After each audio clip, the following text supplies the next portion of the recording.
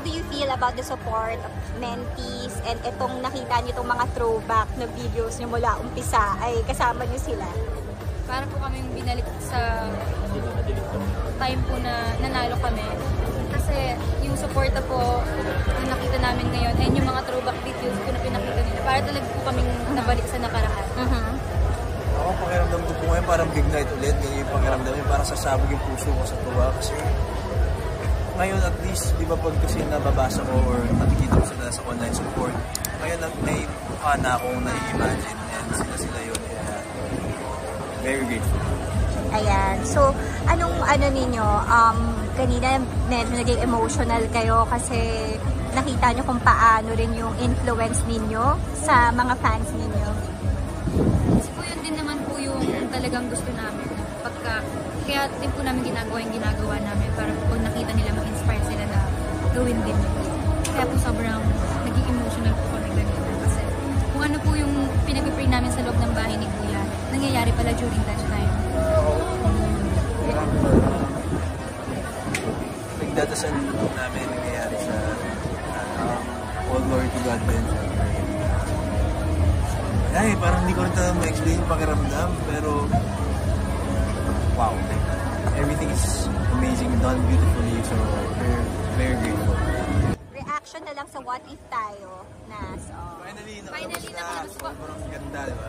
At tagal po namin talaga tinago to and pinlano talaga and natutuwa po kami na kung gaano po kami kasaya na pinapakinggan po namin siya ng unang beses, ganun din po kasaya yung mga nakinig po. This morning, nakailang stream ako this morning, so parang ilang streams doon sa akin nangyari. Mga kalahati na po sa akin. Oh my gosh, natanong na daw ba ninyo yon sa isa't isa? Secret, ano lang. Sabi ko, kaya din... Sa kanta po. Magaling ka natawid. Sa kanta, natanong po namin. Lagi po namin natatanong yun kasi kailangan namin kanta yun. What if tayo na lang? Ito, last two questions. Anong sagot? May ito kasi. Joke lang yun. Okay. Ayan. So, ito na lang, last two questions. Ano yung mga aabangan pa ng fans? I heard na meron kayong mga upcoming projects pa na talagang hindi ko alam kung pwede na ba yung sabihin ngayon. Magkasama kayong dalawa. Masasabi lang namin may mga upcoming projects na magkasama. Pero ano yun, yung kailangan ng abangan. Balita ko, ikaw daw unang binigyan ng book, ng lipad. Or ikaw unang nakabasa pala. Ikaw unang nakabasa. Yung copy ko. Pinanabahan mo ba yan? Ayun. Ako nakahapon finally yung hard copy. Pero yung soft copy, meron ako. Dapat nga, nilig ko na lang. Siya po yung una talaga Tama, di ba? Ikaw daw kasi yung unang nakabasa bago pa ni-release yung lipad. Ako yung unang, siyempre, pinabasa niya sa akin. I really felt like I was reading Mika's story.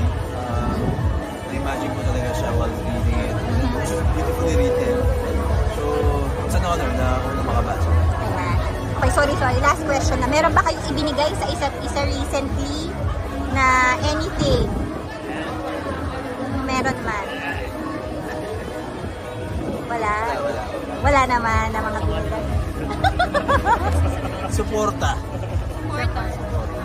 Support. Ayan. Thank you so much.